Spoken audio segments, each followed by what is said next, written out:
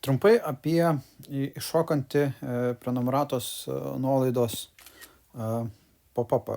Pas mane čia padaryti yra mygtukas, bet galima padaryti, kad iššoktų per visą langą, kad būtų tiesiog nemėgstu aš pats asmeniškai pop-upų, nes tai erzina, palieku visą laiką klientam rinktis.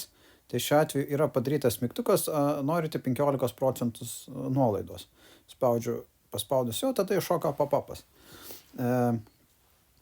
Galim padaryti, kad automatiškai atsidarius, bet šiuo atveju iššoka toks langas ir klausia žmogaus, nori gauti 15% ar ne.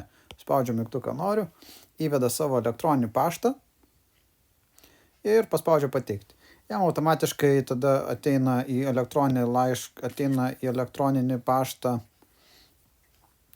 šitas laiškas su nuolaidos kodu ir taipogi šito, kai įveda pop-upą, elektroninį laišką išmeta lentelę, kad viskas yra sėkmingai ir iš karto ten nurodo nuolaidos kodą, kurį gali panaudoti, kad nereikėtų eiti atskirai į elektroninį paštą ir panašiai. Tiesiog dėl greitumo galim pamatyti ir įvesti kokį, tarkim, Rimkus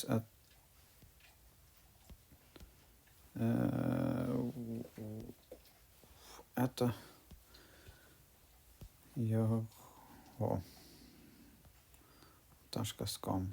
Gerai, paspaudžiu pateikti. Prašau. Ir išmeta man nuorodą, kad yra įtrauktas nuolaidos kodas. Dėkojame, kad prisiregistravo, viskas sėkmingai. Ir šitą naudoju Omnisend sistemą, kad jinai būtų veikiantis tas pop-upas ir iš karto nukeliauja man į bendrąją prenumeratorių šitos subscriberius, bendrus prenumeratorius.